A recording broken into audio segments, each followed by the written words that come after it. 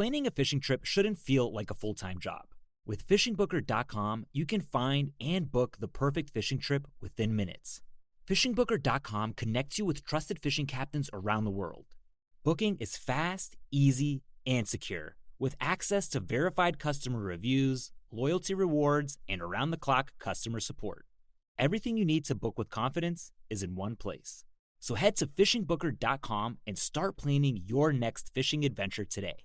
If you're a serious hunter and you haven't tried Hex yet, this is the edge you're missing. Hunters have always talked about animals having a sixth sense, feeling you before they ever see you. Hex works by completely blocking your body's natural energy, helping you get closer without tipping them off. Most hunters don't believe it at first, until they hunt in it. And once they do, it makes them believers fast. Go to hexhunting.com. That's HECS hunting.com. And use code WAYPOINT to save $20 on a full Hex system.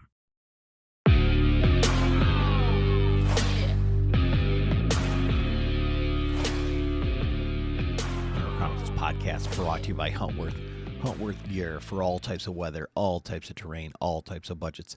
It's clothing that just works. Check them out at huntworthgear.com. And today's podcast is Nate Sellers from Huntworth. And we talk a little bit about some of the stuff.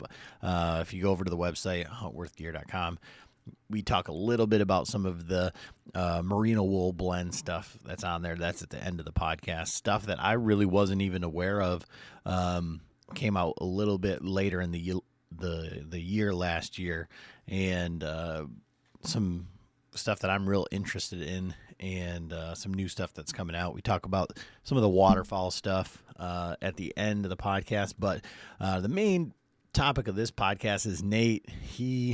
I get him on here once a year, usually, to talk a little bit about target archery. He was on YouTube as Average Jack Archery. You can go check him out over there. But then he also opened up a shop in Central PA, Average Jack Archery, and so we talk bows, we talk equipment, that sort of stuff. But he also shoots indoor and outdoor target archery, and this year he was able to make the big stage at Lancaster. And after going to the Rushmore Rumble that was at ATA, and seeing the pace at which that goes, having some conversations about just how basically slow it is, and if you make a bad shot, like how that can affect you. I wanted to talk to Nate about that process from someone who's doing it, being up on the big stage and under the big lights there at Lancaster, and then kind of transitioning that into hunting, and the guys that say, well, I just shoot things with heartbeats, I don't shoot spots, all that, and then going from 3D to shooting actually just the flat face spots, those sorts of things. And just a fun conversation for guys who really just, like to shoot their bows. And especially, this time of year where you're kind of in that transition.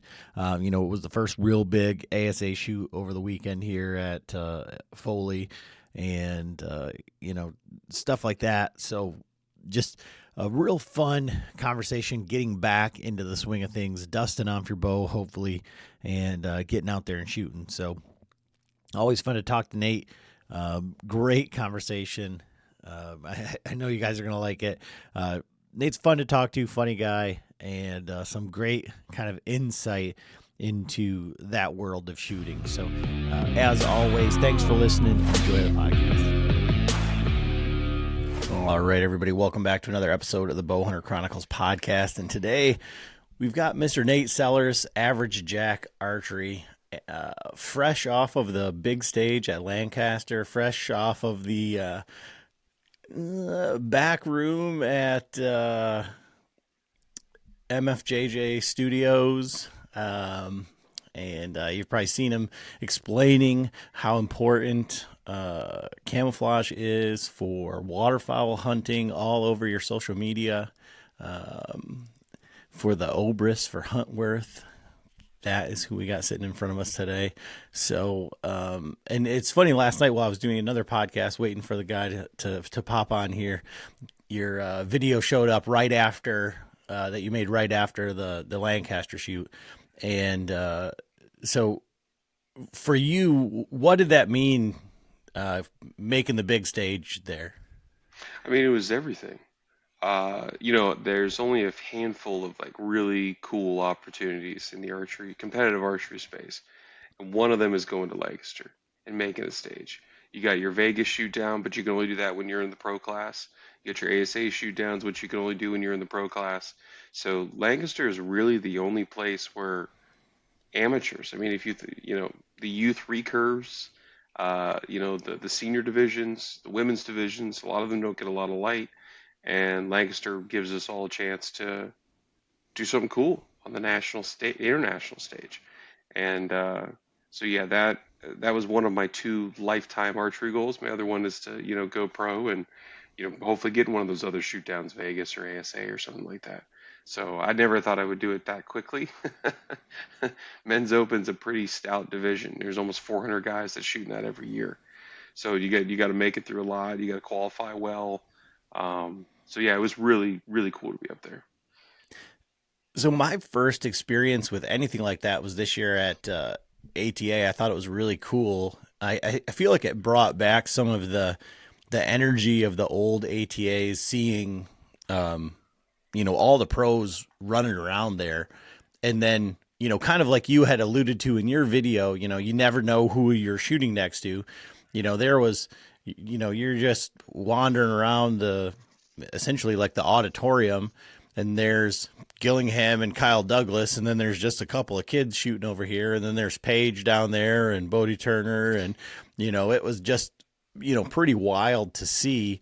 But then out there on the floor at ATA, they're setting up their bows and getting their sights set and doing all that stuff. So it was pretty interesting. But one of the things I said is during the qualifying and the practice rounds and stuff like that, I was talking to my wife and telling her really how cool it was, but at the same time it was kind of like every gymnastics competition I'd ever been to. It was like you got a team competing over here, and then there's a whole bunch of for lack of a better term, archery nerds eating orange slices in the middle, right? Yep. So the speed at which it goes was not staggering. It was a very slow event. How do you manage that time in between the ends on the bales? Yeah, that's actually the perfect analogy. If it's like a full-blown national event, like the Rushmore Rumble, which is at the ATA show, or Lancaster, where you're shooting more than 30 arrows a day, there is a lot of time where you're just kind of sitting around. Lancaster, I was the 4:30 line. You get started a little bit after 4:30, a couple ends of practice, and then you launch into 60 arrows. I think my wife and I got off the floor around 8:30, 9 o'clock. So 4.5 hours to shoot 60 arrows.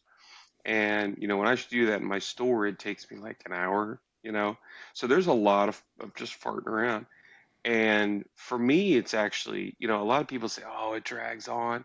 I don't know. I actually really enjoy the time that it takes, the amount of downtime that you have. You get to chat with your bail mates. When I finish, at Lancaster, I don't ever feel just like exhausted. Now, my body's obviously tired, but like mentally, I don't feel that exhausted because I'm not just bang, bang, bang, bang, bang, bang, trying to rip through all these arrows. So for me, it actually really plays into my benefit. Although I do know some people that really struggle with it. But I will say, you think you get there super early to warm up and shoot, a full game, a 300 game. And it really is like the beginning of your day to the very end of the day is your whole round. It's not just that time that's there. So that's kind of the way that I visualize it. I'll leave, we left to go get down there around we have a 2-hour drive. So we left around 10 o'clock in the morning, got there around 12. I got 4.5 hours, get some lunch, do this, shake hands, see a few people, run into a whole bunch of people who enjoy the channel. Eat an early dinner real quick, something light, shoot a 300 round, hit the floor. That whole day is the shoot. And I think if you manage it like that, instead of trying just to manage a 4-hour chunk, it just is so much easier. Um, at least for me anyway. I really do enjoy the pace. I like how I like how relaxed it is. But mentally, like, I think it's, for me, it would be impossible. I think you have to have like something else because we were talking about it as we were going around there, and I think at the Rumble, like, I think it was like like day one, like Paige is a perfect example. She dropped one on the last arrow of the last end. Um, but if you were to do that on your first arrow and then you just have to stew on it the whole time and you have so much time in between, like how do you manage that one bad arrow with the time in between? That's a totally different question of itself. I've ever since shooting Lancaster, and a lot of people saw that and been coming into the shop, and they'll ask like, how do you do X, Y, and Z, or like aiming on target or whatever. And I actually was just talking with a customer yesterday about how much of a goldfish you really have to be, and that's not just true of indoor. That's true of 3D. That's true of hunting. Um, And one of the things, the more you compete, the more you turn into a goldfish, and in a positive way. That meaning, you forget the bad arrows and you kind of forget the good arrows too, but you are always building momentum. I couldn't tell you most of my arrows from Lancaster. I could tell you maybe a dozen out of the almost 200 I shot all weekend. Uh, and that's really just because it's just the process. And anybody that's in the pro class, now don't get me wrong, we'll remember. Like if it's a really bad moment, like Paige could probably tell you that. I know that if you ask like guys like Darren Christian Berry, Levi Morgan, who've been doing this for 47 years, it feels like. And you're like, hey, remember that one arrow you shot down in Coleman a couple years? Oh yeah, that was in 2002, and it was a Black Panther at 37 yards, and I hit it in the eye or whatever. They'll remember that. But in terms of how it builds your momentum throughout the day or throughout a weekend or out through your competitive season that year, the more you do it, the more you turn into a goldfish. And I found that it's really helped me in the same way with hunting. Um, I vividly remember all through my high school and college years, 10, 15, 20 years ago, where I would, make a bad shot in a whitetail or be in the wrong spot, blow the opportunity, move too fast. And it would just stew with me for weeks, stew for me the rest of the season. And now it's just like, move on. There's another hunt tomorrow. And I didn't start having that until I started competing again. And so I think they are very strongly tied. There's definitely a strong correlation between them. And I think that's why a lot of the pro and high level amateurs and even mid range and low range amateurs will hunt just as well as some of your top hunters because they compete and they have learned that goldfish mentality. And tomorrow's another hunt, tonight's another sit, or whatever it may be. And so as you're talking about this, I'm thinking of, not only myself, but there's a lot of guys that say, well, I shoot animals better. I don't shoot spots. And, you're talking about, heading down to Foley, Lancaster, Vegas, all this stuff. What do you find is the differences and commonalities between spots, 3D, and hunting? Shooting spots is in its own field by itself because it's a very humbling experience very quickly. If you look at it, the size of the 9 ring is a little over about a 3-inch group. And if you can hold a 3-inch group at 20 yards, that is the vast majority of your bow hunters. If you hold a 9 point average in a Vegas face, that's a 270. 270 out of 300 doesn't sound really cool.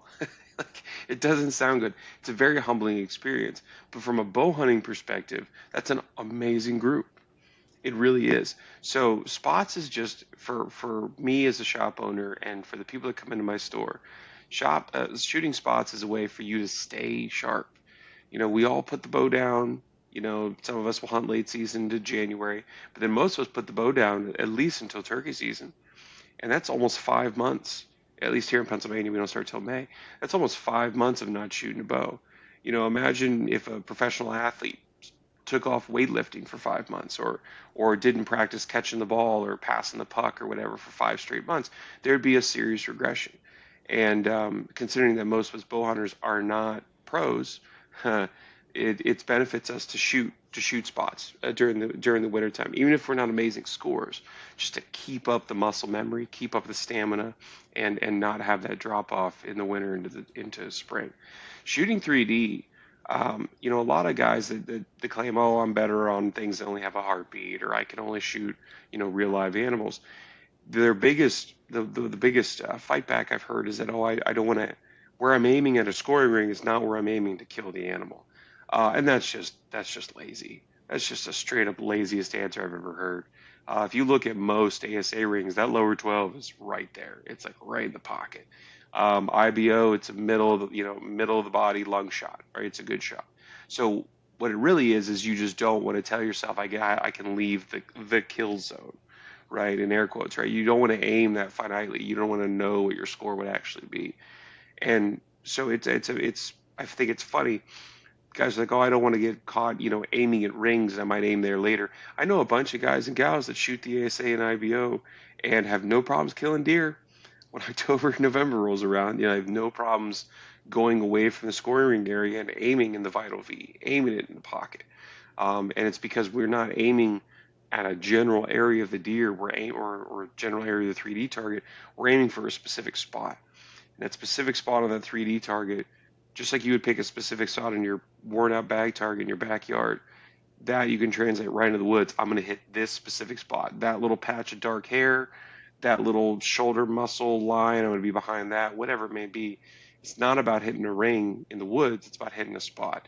And you learn to hit a spot by competing, and particularly in that 3D. And really, it's not as scary as you think, because you get to have all of the misses on a foam animal.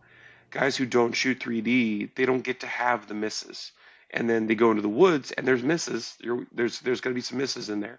And when I say misses, mostly just poor shot placement. If you get all those out of your system, or you learn how to manage them better in the spring and in the summer on foam, particularly in high pressure situations of competition, man, shooting at a whitetail in October, November, December just because it's so much easier. And so I want to go back to we'll come back to the ASA stuff because I got some questions, but I don't know, is it just at, did they have it at Lancaster, or is it going this year into Vegas where they've changed the shoot off? Yeah, Vegas changed this year. They're changed the X ring got smaller and smaller and smaller this year for Vegas only. Lancaster was the same.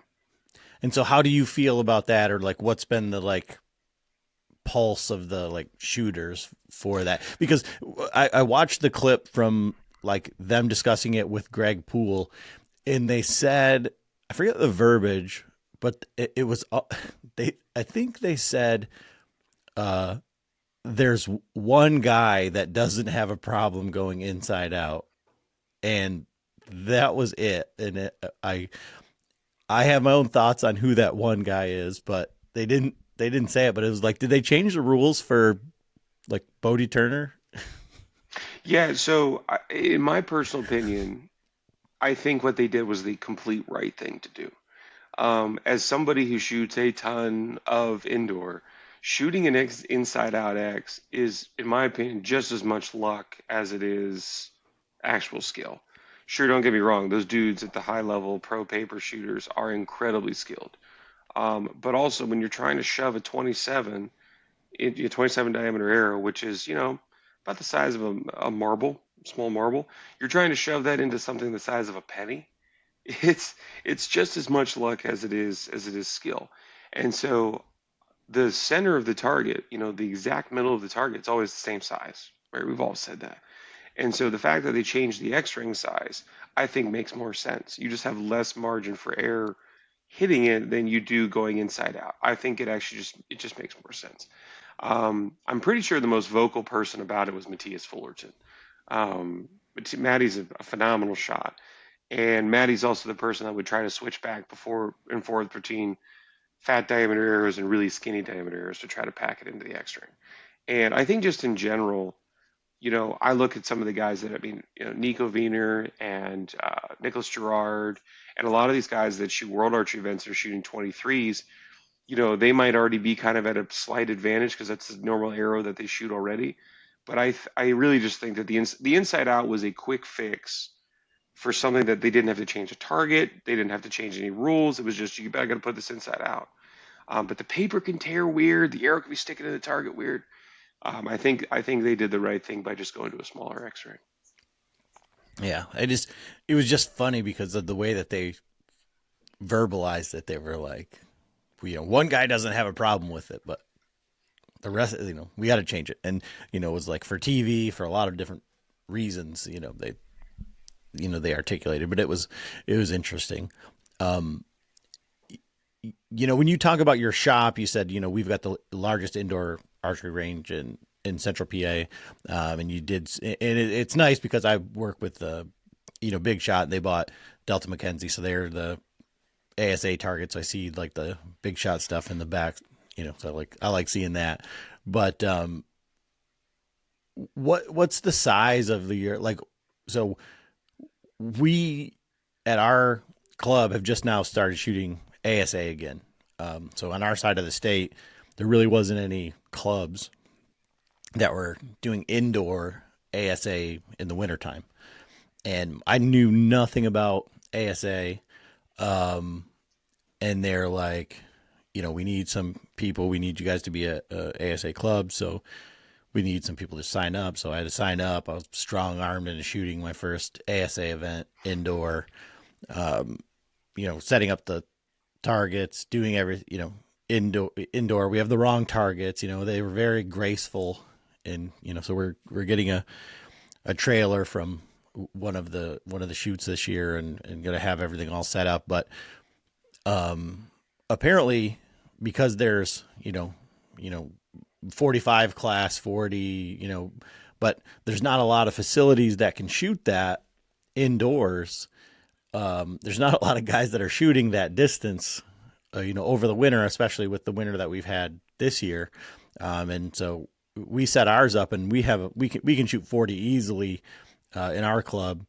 And, so it was really fun to have guys come shoot and be able to shoot 40, like when they haven't really been shooting 40 outside, and then at targets that they've not been shooting at, they don't have a card for. So the scores were kind of all over the place, and they gave us a lot of grace. But for you, having your the large indoor range, like what's the large indoor range for you? Like what can you shoot those distances there? Yeah, so we have a 10-lane 40-yard range. It's 45 corner to corner. We're just shy of it, if you can shoot across. So we have the ability to do indoor 3D. We did not do it this year. We'll be doing it next year. Looking very much forward to that because just like you guys in Michigan, here in Pennsylvania, it's been brutally cold. Nasty snow, can't shoot outside, and it's probably going to be that way until April. So, and by April, there will be 2 national events by April. And actually, a lot of your Northeastern clubs are starting to kick off doing we call them snowflake shoots. But, we got stuff to get ready for in April and May. And so you got to start in kind of February and March. So, we have the largest by capacity indoor range, and it's cool. We get a ton of shooters for league to shoot Lancaster scoring paper right now. That's wrapping up here in February. I think we got another week or so. But we get, almost 100 shooters doing that. When we have indoor 3D next year, I expect that number to be well over 100. So it's a cool experience to be able to have that opportunity. A lot of time, effort, and energy has gone into obtaining that space. If your local club has anything over a 20-yard range, please go support them. It's a giant money pit 9 months out of the year. But they have it there for you. They don't have it there for them to look at for 9 months out of the year while you're shooting outside. So if your local archery club or your local archery shop has that, strongly recommend just go. I know even if I've got a 20-yard pole barn, I don't care. Go support them with that because that bill is going to need paid for 9 months out of the year when no one's shooting it. Yeah, it was comical because we didn't know anything about it. We got this kind of came at us kind of fast, so we're like, okay, we'll set it up. And, we know that there's like, I guess like a grace, like, so for 40 yards, it's usually between, 35 and 40, or, there's a certain amount of like our shortest shot was like 35 yards for our known 40 shooters. So, I mean, You just got them all packed down at the end of the range. oh, they were all at the end. And so, we used every inch of it, and we didn't do any quarter to quarter. Like, all of our shots were straight 40. And I mean, so we knew some of the guys that came and shot it, and they were like giving us a side eye, like, "Are you serious?" Like, we're using it. So it was fun, and we learned a lot, and so we've got a really beautiful outdoor course. So it'll be fun, to have people kind of see what we have to offer there. But we didn't know anything about it, or and we have a handful of ASA shooters like at our club, but like I said, because there's nothing really on our side of the state, it just isn't that big. If you want to do it, you've got to travel, and then if people want to come over us, they've got to travel to us. So that's why ASA is really big on wanting us to kind of like revive it over for us. What's the climate like around you in central PA for like competition archery? Oh, it's exactly the 3D same. world? I mean, the further north you go, the Mason-Dixon line, the ASA in particular, really starts to peter out. And that's not the fault of the ASA. The ASA is a phenomenally run organization on the national and state level. It's just that we are so ingrained in the IBO up here, which for anybody who's listening and might not know the difference, the ASA has both judging and rangefinder known classes. The IBO is all judging. There's not a single class where you can click a rangefinder. And that is so ingrained in the northeastern part of the country, and particularly here in Pennsylvania, Ohio, Indiana, where a lot of the national shoots are held. We have a national shoot for the IBO about 2.5 hours away from my house. And so we do not get the ASA up this way. The southern half of Pennsylvania definitely has a lot more ASA. The closer you get to Pittsburgh, closer you get to Philadelphia. And it's very thriving down that way. But up here in the mountains, it's mostly IBO. And so, yeah, I'm traveling. Like the closest Pennsylvania ASA is 2 hours away. And then, of course, any of the national events, the closest one is in London, Kentucky, 9.5 hours. Metropolis about 10.5, and then we're going to head to Foley this week, and that's about 17 hours. So, but it's like 75 degrees there right now, and I cannot wait. And so for you, it's, easy to shoot spots, right? You just go to the shop. Oh, it's sad, but yes. Yeah.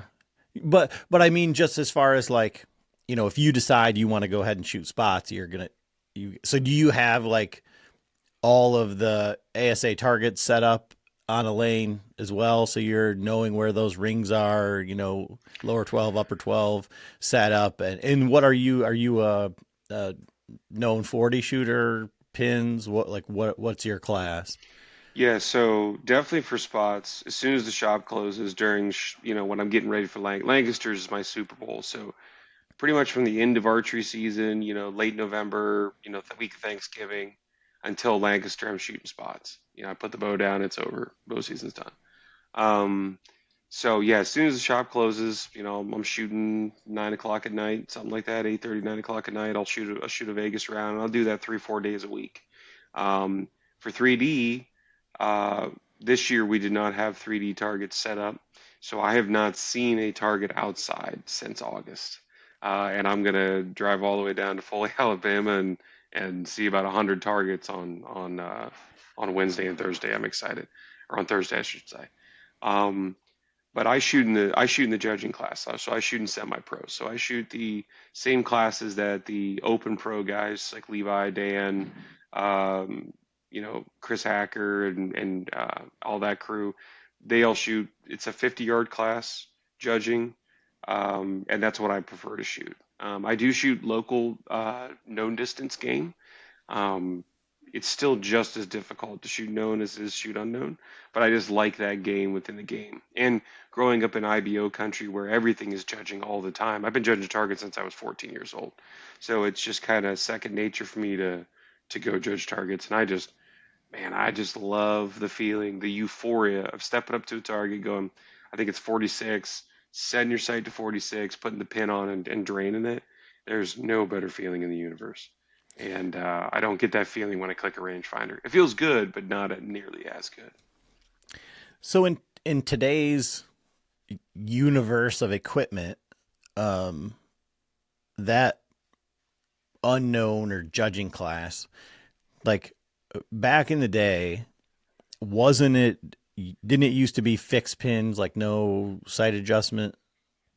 So there's different classes for everybody. Yeah, there's different classes for everybody. And that's the neat thing about the ASA in particular, is that pretty much there is the unknown version of it and the known version of it. So they have pins 30, which is pins classes, short bars, hunting bows, right? Can't move anything. They have pins 40, so the same class, but just longer distance. And then they have open 40, which is, the unlimited setup. So you can have whatever you want, but you're judging that. And then they have K40, which is the known version. And they have unknown 45 and known 45, 50, 50. I mean, the whole gambit. IBO is similar in terms of their distances, but it's only all unknown. You have to judge it all. But yeah, no, there's a class for everybody in terms of distance, type of equipment. And you would think that, these hunter classes, this is a real state tournament, this is a state tournament, a real national tournament. These hunter classes, there's going to be nobody there. They all want to shoot the fancy $8,000 target setups, right? Those dudes in the pin classes, they'll run you out of town with how good they shoot with a hunting bow. And so, yeah, there's something for everybody.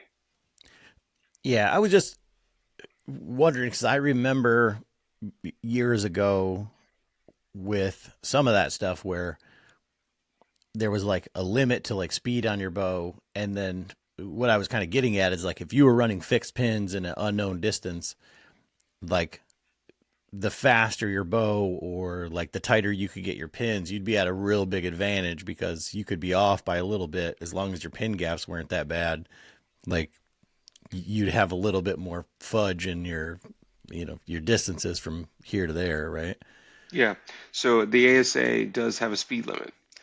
So for all amateur classes, which is anything underneath semi-pro, which is basically anything underneath 50 yards, the speed limit is 280 feet a second, which is, that's a hunting bow, right? So that's simulating hunting speeds on hunting animals, right? So it makes sense. There is no speed limit for indoor, which I don't know why you'd want to shoot a 340 feet a second bow for indoor anyway, but you could. But for 3D, yeah, it's 280, and then in my class and in the pro classes, it's 290. So it's not like we have like a 30 foot a second, chance. And that's true of whether it's unknown or known. So we're all competing with the same rule book. We all have the same advantages and disadvantages. And 290 is pretty quick, but it's not as fast as you think it is. When it comes to judging in terms of your forgiveness. So you're absolutely right. So to level the playing field, ASA gives you a speed restriction. And then in the IBO, they still have speed restrictions for the semi-pro and pro classes, although the amateurs, they do not. So you do have guys in the IBO in the hunter class with a maximum 35-yard distance, going 330 feet a second. And that's just stupid. That's just not even fair. So I do think the ASA handles it a lot better. And so you said, Lancaster was one of your like top goals, and the next one was to go pro. Like, what does that take? Like, do you just have to win one and then poof, you're a pro, or like somebody's got to just say, oh, you're good enough, here's your contract? I mean, what does it take to become a pro? The sad part is that nothing just takes the entrance fee. All right, like that's the annoying part. Although the entrance fees are set up as such, and that all you have to do is Google the scores, and so even sure, you could quote unquote go pro, but you look at scores, and you look at entrance fees, and you're thinking pretty quick, yeah, I don't belong there. There's a handful of people that think they belong there.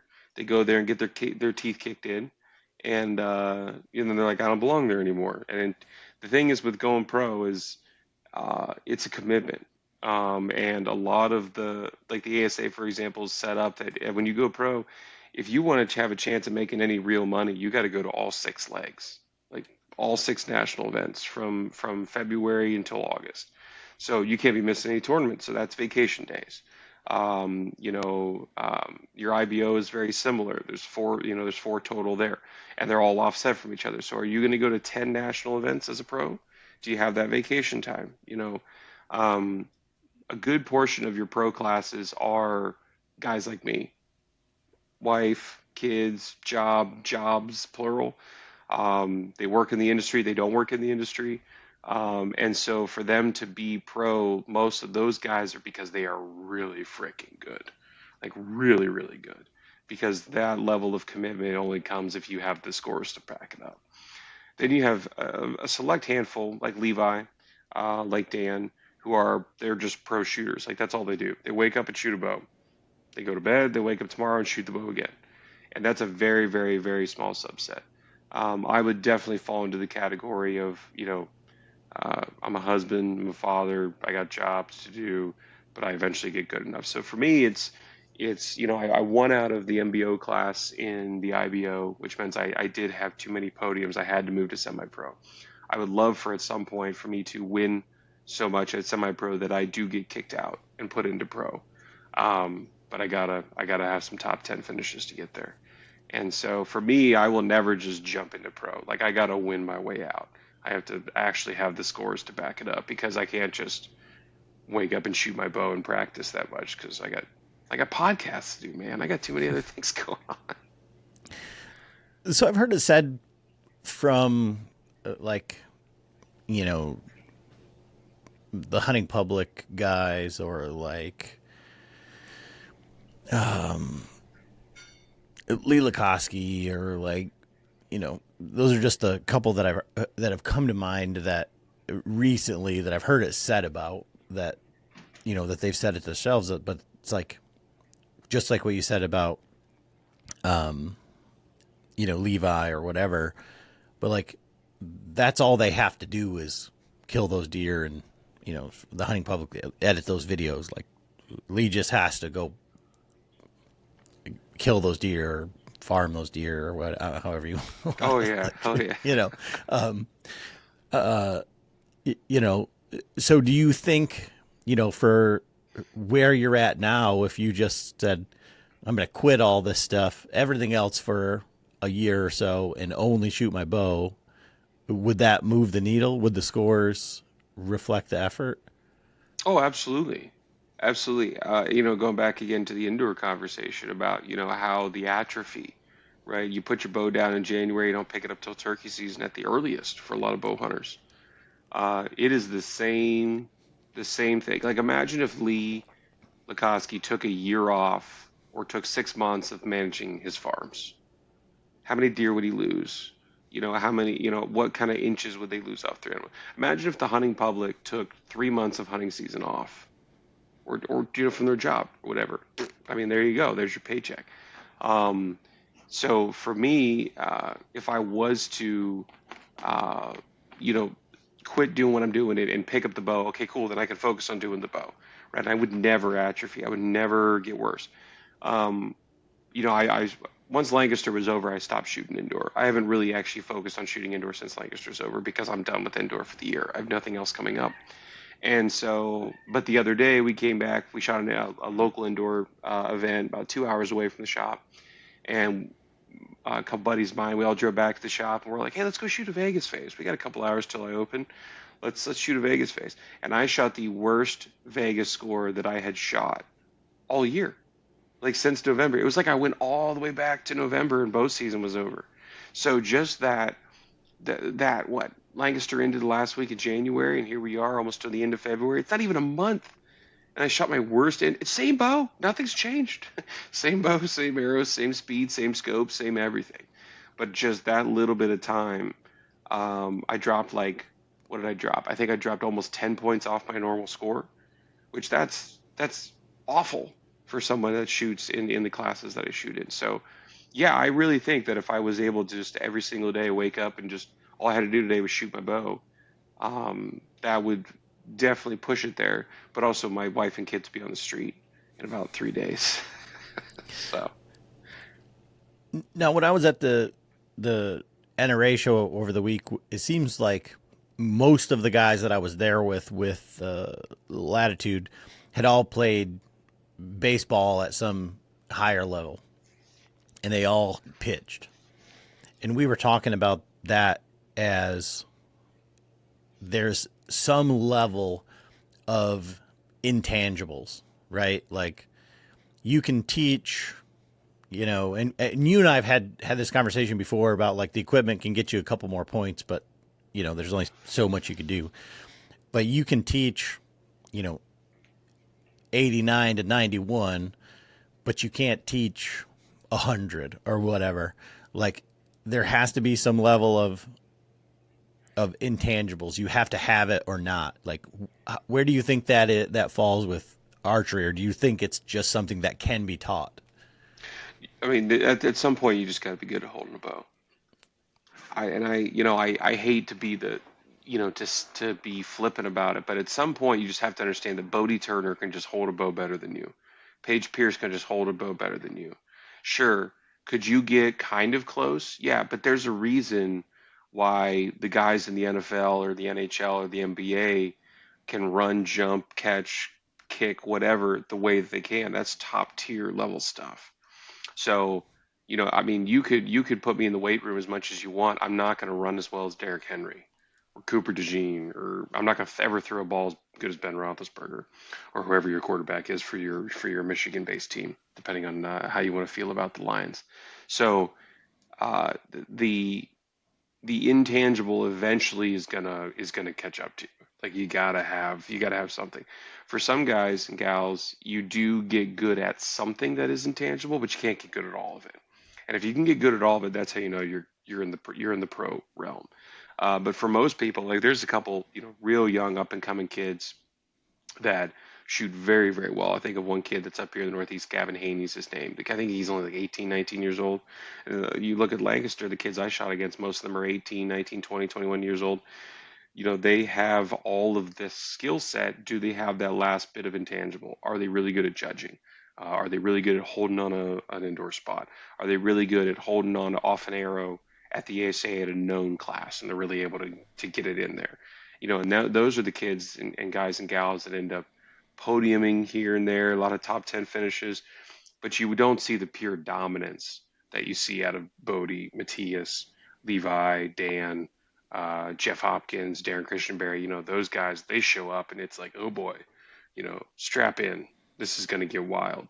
And so my goal is to be that pro that, like, yeah, every couple of years he's getting the top 10. Maybe he's on a podium here and there, because that's where 90+% of your pros really get to. Think of all the teams that don't win the Stanley Cup, or think of all the players that don't make it to the Hall of Fame, but they're still part of the 1% of your top athletes in the world at that time. And that's where I want to be. And so you said that there's those guys that go pro and then they realize that they're not pro. Is there a stigma from going pro and then going back? Like, because, you'd be like, oh, and I know that they talked about it, like with the ASAs, like if you win so much, like they make you go up. But then if you go back and you win, it's like, well, yeah, he was a pro or whatever, Yeah, oh yeah, that's bad. There's a couple guys. Let me give them a good ribbing. There's a couple of guys that went pro, won their way out of semi-pro or whatever, went pro, got their teeth kicked in.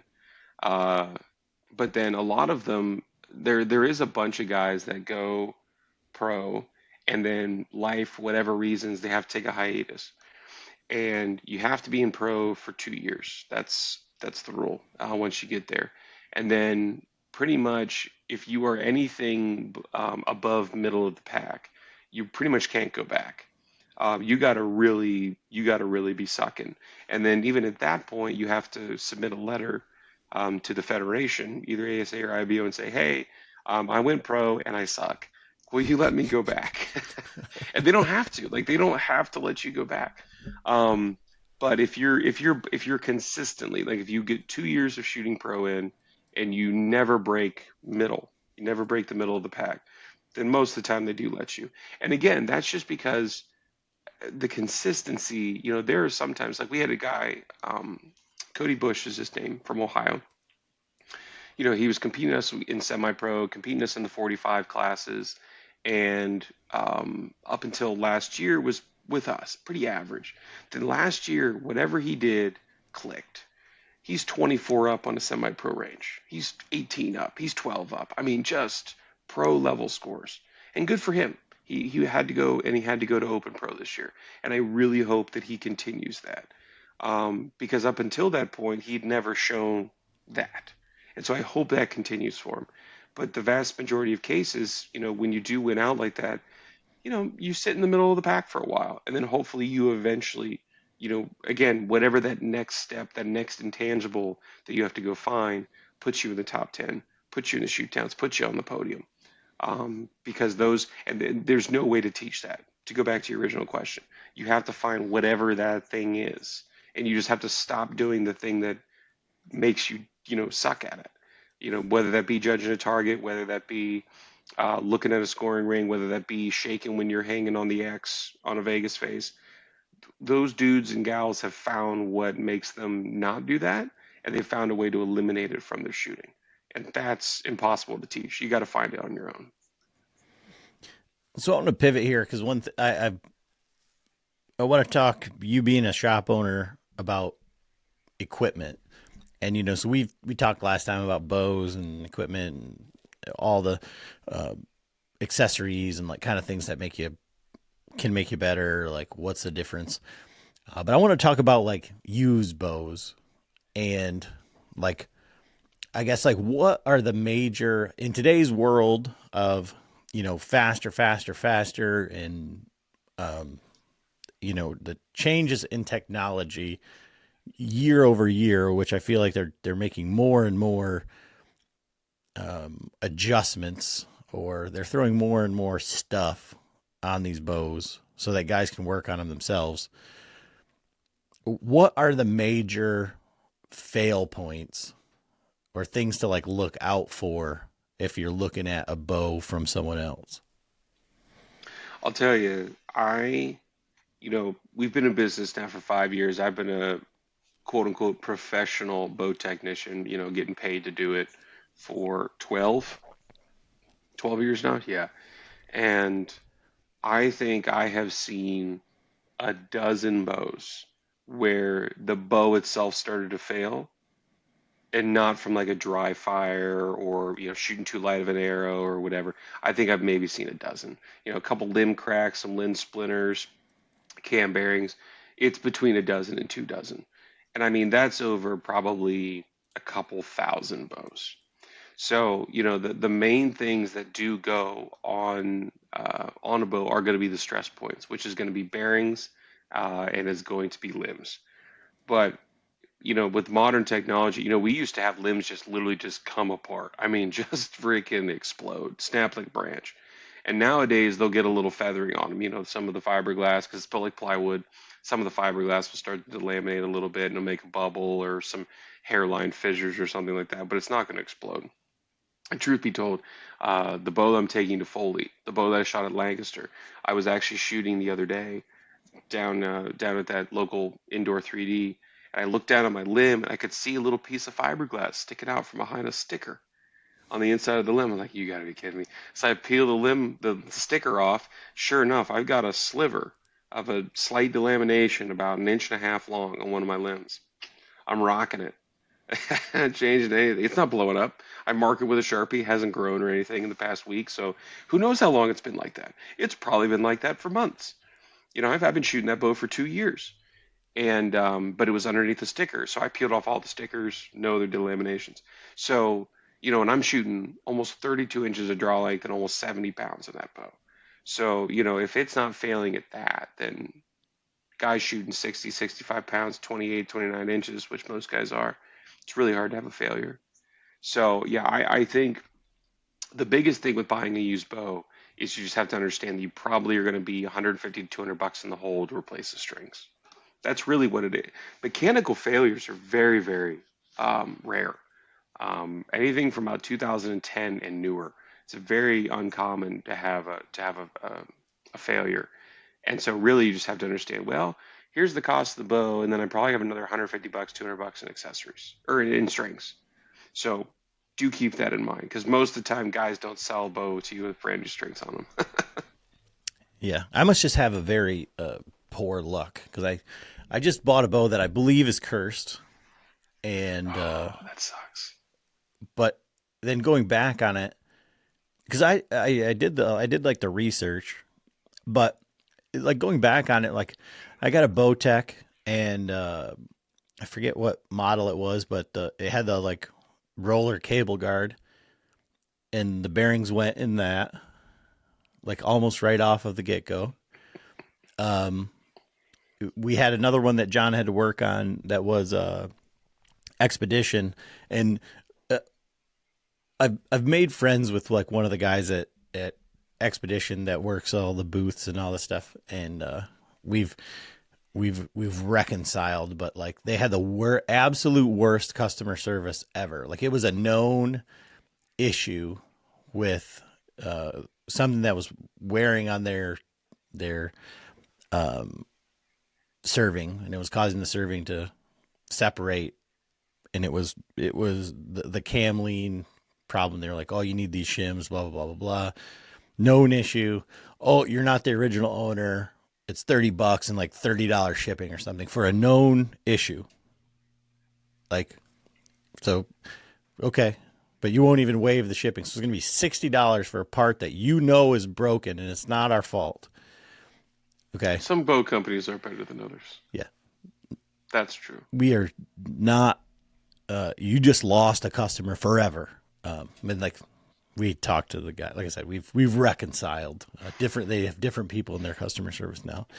And then I had another Bowtech where I got it, and I should have known that something was off because I had it strung like at like 26 inches of draw length or whatever. Mm. And something was up with. I think it was like the string was like twisted up like so tightly. But like as soon as it was set to like a longer draw length, it derailed. And I knew I had to put a different string on it anyways, but messed up. But I bought this Darton, and I was looking. I did all the research into Darton, and it was all about the limbs delambing, right?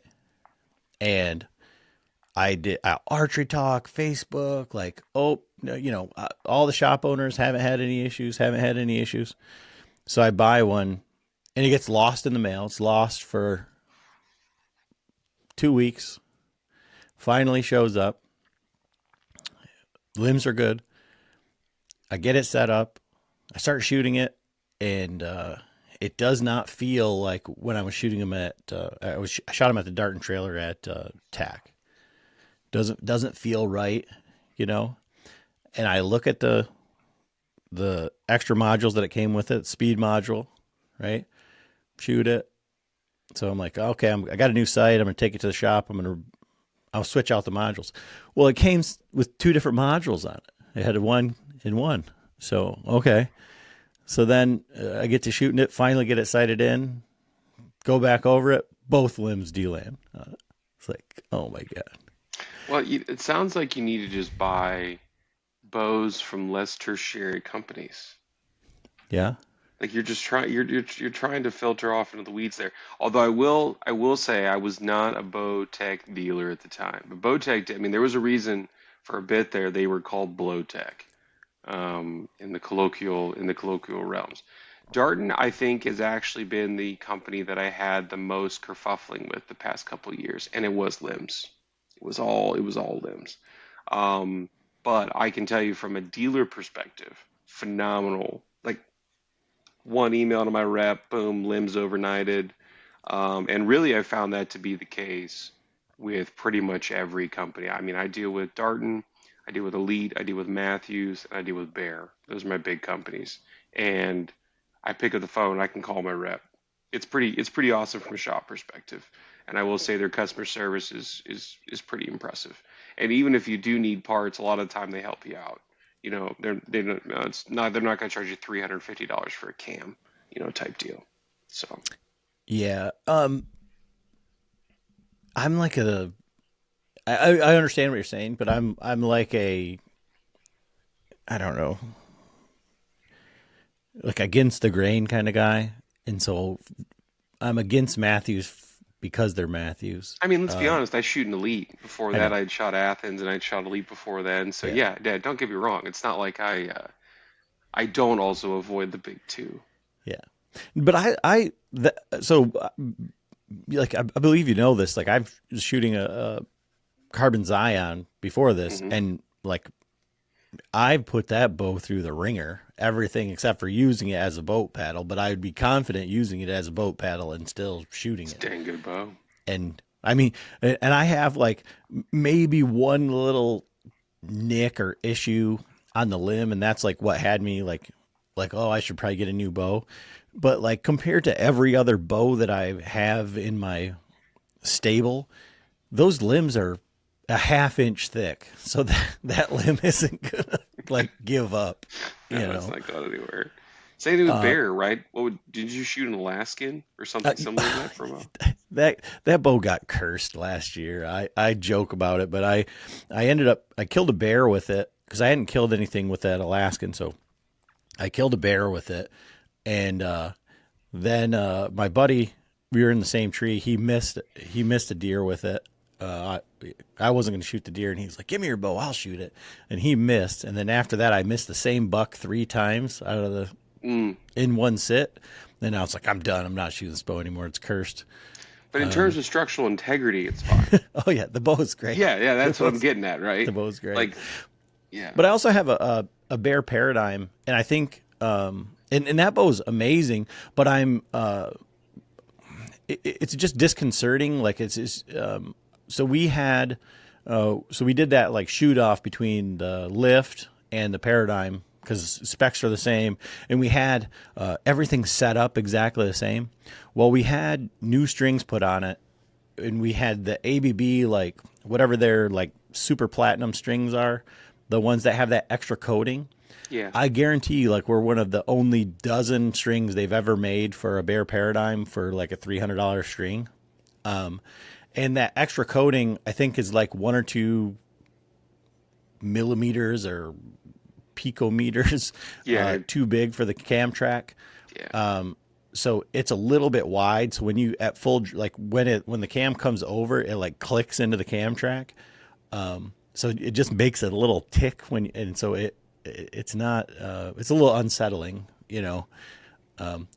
Functions fine, but it's not like the noise you want to hear coming to full draw, you know. You should go to Lancaster, and well, I mean, you'd hear it at the Rumble too, and just stand there in the line, and when they say this is your arrow for score, and you hear everybody draw their bow back in dead silence, target archers, man, you just hear click, click, click, click, squeak, click, click. You just hear it the whole line. My bow, if I let down, I don't know what it is. If I shoot, everything's fine.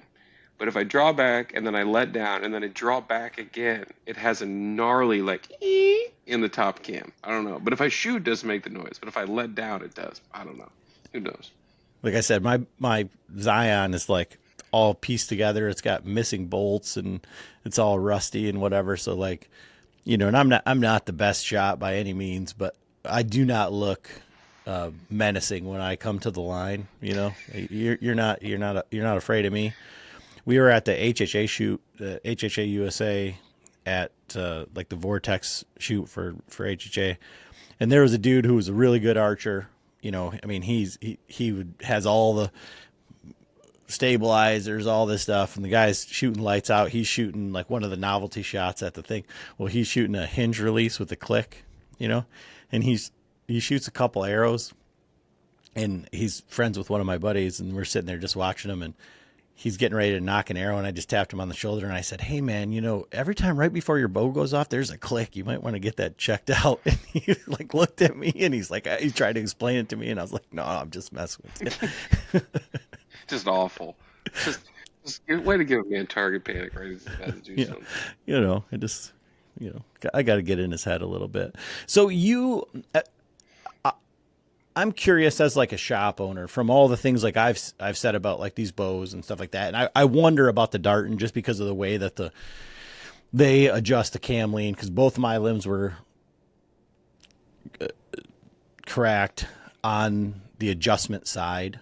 How do you feel about all of these companies putting all of this like adjustment in the hands of the consumer, all across the board, whether it be the limb pockets, the axles, Darton, you can put twists in the cables. I think you can do that on another one of the companies as well. But like, how do you feel about that? Like, cause you could get a bow, where the guy's like, oh yeah, it's shooting great. And then you shoot it through paper and it's, not exactly where it's supposed to be.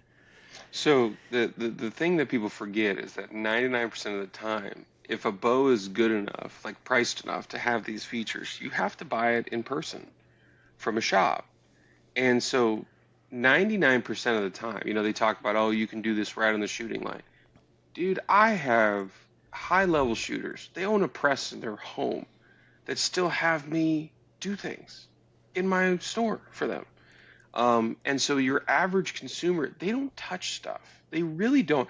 And that, that sounds like a negative. It's really not. Like your car is a very high level thing, and you can do all sorts of stuff to it. But you wouldn't. You would take it to a dealership, or you take it to your local favorite mechanic, because sure, you could do it, but if something goes wrong, it's their fault and they have to fix it.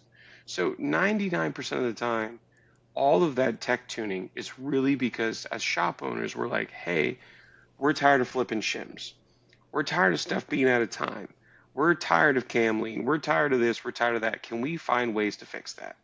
And so sure, there's a lot of target archers mostly that will want to mess with stuff at home, but they still have to buy the bow from the shop anyway. And very, very rarely is somebody buying a bow from a shop and just take it and be like, thanks, and just walk out. I probably sell half a dozen bows a year, maybe as much as 10 bows total a year from all the brands, where the guy literally walks in and says, nope, I do all my own setup. He just needed a place to buy the bow. And that's fine. If he wants to do that, that's totally up to him. But yeah, the other 10,000 customers I see, I'm doing everything from start to finish. So all the tech tuning features of Bowtech and Hoyt and Elite and Matthews and the new stuff from Prime, the PSE 220 system, I'm doing all of it. So as a shop owner, I love it because the amount of time it takes when I got to flip shims or mess with this or mess with that, and it's in the press, it's out of the press. I went too far, I went too much, or not enough. Most of these tuning features I can do right on the line. I've only had probably, I think I had a guy bring me an Elite that he had jacked the setup. I mean, he put the cam lean on the top one way and the bottom lean the total opposite direction. Again, I've never seen an issue with the Darton tuning features. Bowtech, I've seen people strip out screws because they over tighten them, but that's it. So really the amount of times that someone has brought me something that it's like super out of whack because they got a wild hair that they wanted to do it, it's very, very uncommon for me. And it might be different across the country, but for me, the tech features are really for me. They're not even really for the end consumer. Yeah, so maybe we're just looking at it like it's like we're being marketed like smoke and mirrors, because it's like, oh, you can do this and you can do this and you can do this, but nobody's really using it. But for the shop owners, they're just sitting there like Mr. Burns, like, oh, I don't have to. This is going to make my life so much easier. It's so much easier. Yeah. Okay. It really, because a guy comes into the shop. Let's say a guy wants to buy a new bow. In today's day and age, with the cost of bows, guys aren't buying brand new bows every year. So it's like every 4, 5, 6, 10 years. At that point, you probably need a new release. You probably need new arrows. You need new broadheads. So they come in and buy everything. So we're cutting down arrows for them. Maybe we need to fletch them. Maybe they're already pre-fletched. And so we're doing all of this all at one time. We go downstairs. We shoot through paper, tweak a little bit of whatever the technology is, limb shift, set, deadlock, whatever. Shoot a bolt hole through paper, sight them in at 20 yards, give them a high five, and send them out the door. And they won't touch that again for another 4 years. Right? They're not then going and saying, all right, well, I'm going to set this up to shoot a 27 at an ASA, and then I'm going to set it up to shoot a 23 at some FIDA event. No, they're hunting with it. And most of the time, guys don't mess with arrows that much. Like, they don't have like a 4 mil, a 5 mil, and a 6 mil. They're all ripping in the same year. They might change year to year. So then at that point, they'll come back and say, hey, I want to change to a different arrow. Well, they're going to buy that arrow from me anyway because I got to cut it. I got to insert it. Most dudes do not have an arrow saw at home. And, uh, and so they're just right back to me anyway. And so a little bit of technology change. And again, they don't touch it again until they want to change something. So yeah, it really is made. The more I've worked with all of these companies and worked with all this technology, it's really made to make the shop owner's life easier. Because at the end of the day, I think manufacturers understand and shop owners understand that 75, 80% of their customers don't want to touch it once they're done with it. And that's even some high level shots too. That's not just like the country bumpkin. Like there's a lot of people that shoot. The dude that's currently winning my league is a set it and forget it kind of guy in the Bowhunter class. He wants it set up once. He doesn't want to touch it again until he has to change strings. And so yeah, there really is just the need for bow shops to make it easier for the techs, to make it easier for the owners, and that's really what it's doing. Never really looked at it that way. You're country bumpkin guy, string life, shots or time frame? Like what's both? Mostly it's time frame. Most guys do not outshoot a set of strings. Like I've had sets of strings for me go 8, 9, 10,000 shots. And like you're like, oh, okay. No, that's a lot of arrows. Like the average dude does not put more than 1,000 arrows downrange a year. That's including if he was to shoot his local Vegas league, right? And then he puts the bow away and he doesn't pick it up until turkey season. Maybe turkey season, most of the time it's not until July 4th weekend. A couple hundred arrows, July, August, a little September. Then we don't really shoot much during bow season. So really 1,000 arrows. Well, at that point, you'd get 7, 8, 9 years out of a set of strings. That's not happening. The wear and tear in the woods is what kills it. The wear and tear of putting on an e-bike, side by side, bed of the truck, whatever. So most dudes, the country bumpkin is getting 4 to 5 years at the most out of a set of strings and cables. At most, and 90% of the time, it's because it's been beat up. It's not because they shot it to death. They beat it up, they didn't wax it, they didn't maintain it, and eventually it just wears itself out. And is that obviously you're gonna, sell strings. You're not a string manufacturer. But is that like your recommendation? Is that what you do? Like 4 years or? Well, I will outshoot a set of string cables, right? So, I get a year, maybe 2 years. Like I'm going on I'll be a year this summer with this one set that I have. And I've already ordered another set for me to probably put on after Foley. So I get about a year out of a set of string cables. But I mean, my serving's starting to creep around the cams. But those strings probably have about 8,000 shots on them. They really do from last spring to this spring. So I will outshoot a set of string cables. But for the average dude who mostly hunts, shoots a little bit of league, I recommend every 4 to 5 years for a compound and every 2 to 3 years for a crossbow. 100% of the time. Those are my recommendations. And usually the vast majority of guys literally like at the 4 year mark will come in with their bow and they're like, do you think this needs strings? I think it needs strings. I'm like, yeah, looks like it needs strings. So it's quite uncommon with the regular use that guys have for them to need it in a year or two. You got to really beat it up. And despite all this conversation we're having, this is what you do in your spare time, right? So in your real day job, you are, the superhero behind the scenes for Huntworth. So what's new and exciting going on over there? Huntworth's got a bunch of stuff that's new and exciting. We launched Silent X last year. A whole bunch of different technologies to make stuff super quiet. We're expanding on that in 2026 this fall. We brought out Oberus waterfowl camo. Awesome. That has been super well received in the feedback. Really designing, clothing meant for waterfowl. The ripstop materials, the weather, I call it weatherproofing. I mean, it's just bomb-proof stuff. And I absolutely love what Oberus brought to the table for us. And so yeah, Silent X has been big. We launched the Warren, which was my baby. Heat boost merino wool on the inside, completely windproof down to the teens, just meant for bow hunting. Just like super excited to bring that to the market. So yeah, there was a lot of cool stuff. The tariffs made things weird. We powered through it no problem. We had a really good year across the board. Of course, you guys in the Midwest, you guys see us in your local farm and home stores. Here in the Northeast, we really have a Rural King, maybe a running store in New York, and we'll see it there. But, you know, your local Blaines, your Fleet Farms, your Baumgarts, your Thysons, your Rural King, you guys all in the Midwest have all of that at your fingertips to find Huntworth. So it's been cool. I'm getting into show season now, and so I'll go to the Iowa Deer Classic and the Illinois Deer Classic and have the Huntworth booth there, and we'll have all the new stuff to sell, but also just introducing people who may or may not know about Huntworth already. And most of the time, they put it in their hand, they feel how quiet it is, feel how windproof it is, feel how soft and warm it is, and they're like, "Oh, this is probably costing like $400." The patterns look awesome, and it's really cool to tell them about the value we bring to the table. And of course, as you and most of your customer base already well know. So yeah, it's exciting. All the stuff that we're doing product development for 2026 and 2027, I'm really excited about a lot of that stuff. Still in the works, obviously. But yeah, it's really cool to be a part of a family-owned and operated business.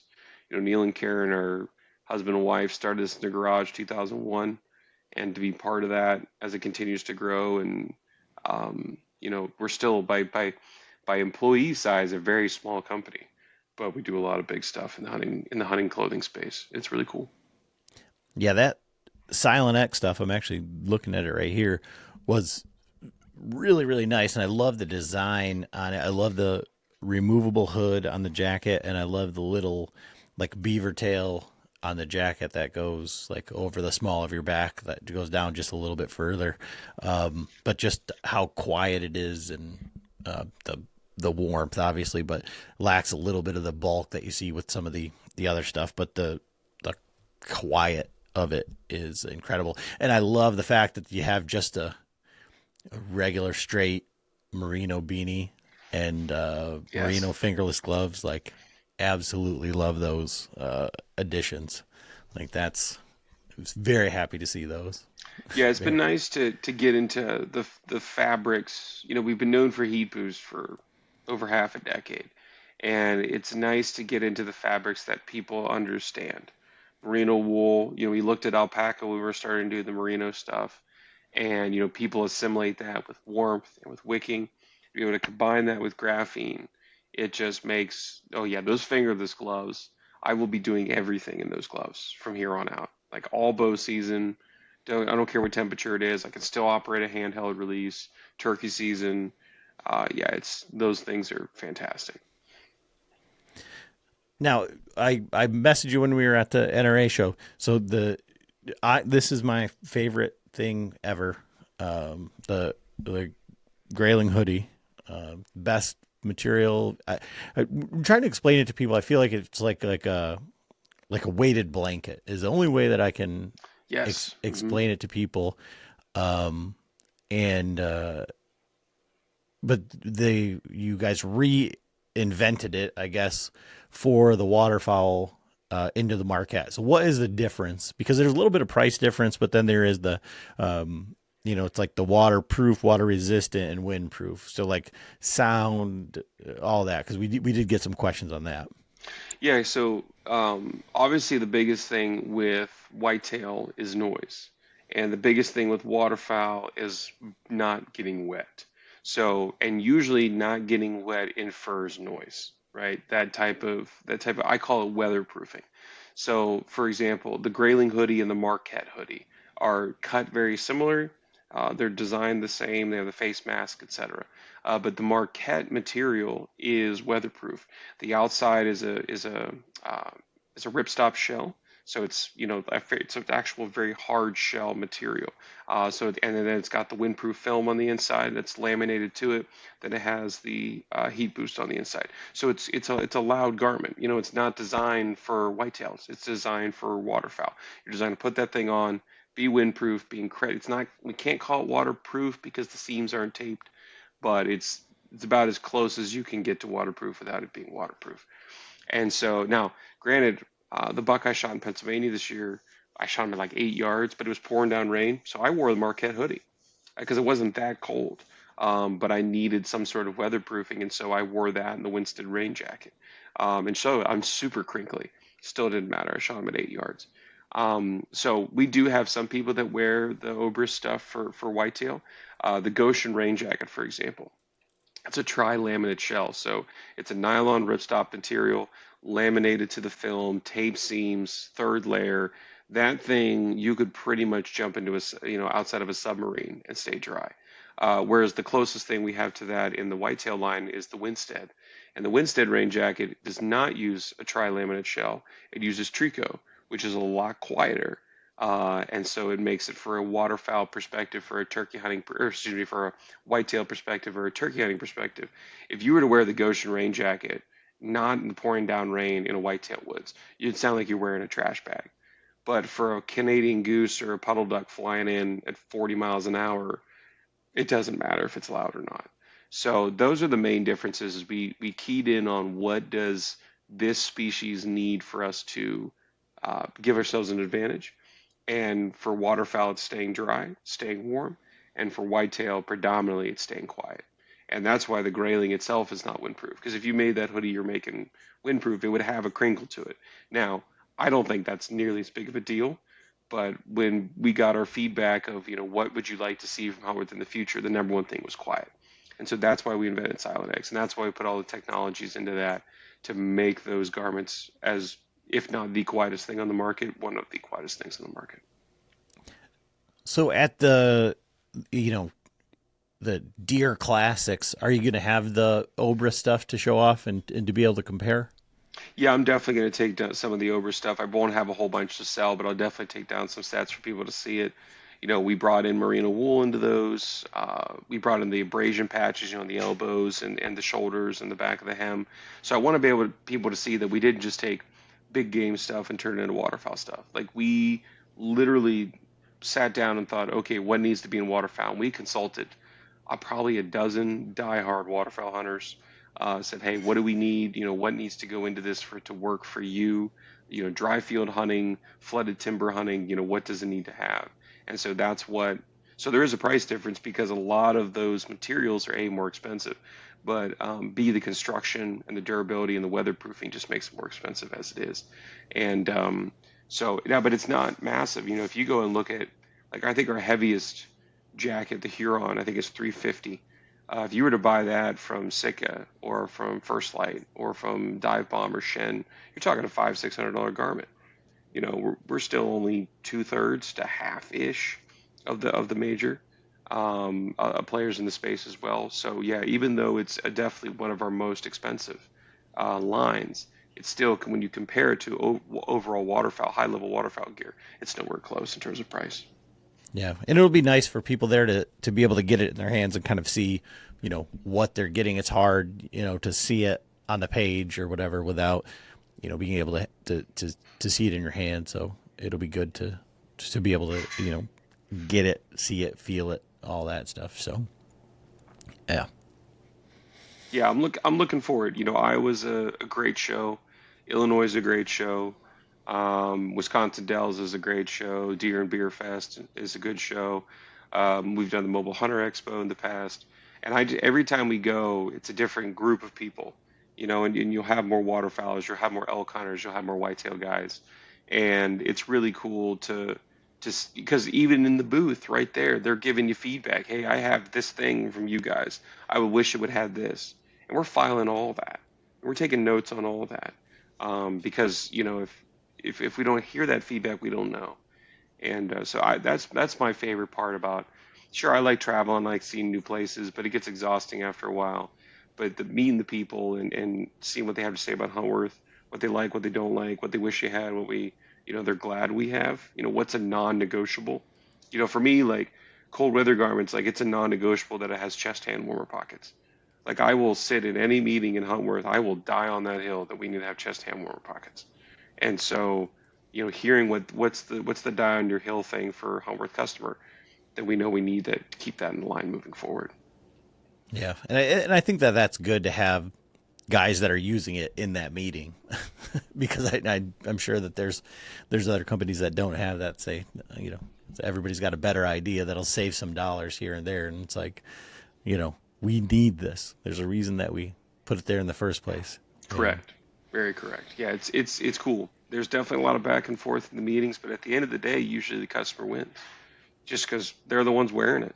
Right? If they're going to go out and freeze their butts off and in a Michigan winter during gun season in the UP, they better be warm.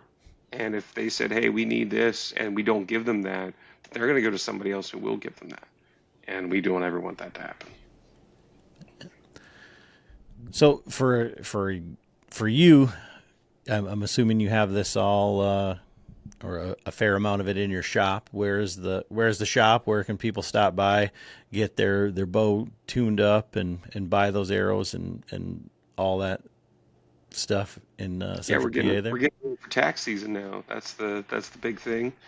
We have 7 Springs here in PA, so people are getting fired up for that. They just closed down registration for that. So, yeah, if you need arrows, you need stuff done for TAC, 21 North Front Street in Phillipsburg, PA. Pennsylvania's a rectangle, and I'm right in the middle of it. And so, yeah, it's cool to be in the part of the state that we're in. The demographics are awesome. It's bow hunting, man. There's so many bow hunters. There's so much public land. It's cool to see people. We get, Pennsylvania's built, where the major roads are like an X. There's, roads that connect Pittsburgh to Wilkes-Barre, corner to corner, and Philadelphia to Erie, corner to corner. We're right in the middle of that X. So we get a lot of transient guys that live in the southern part of the state and have a camp in the north, right? Traditions, right?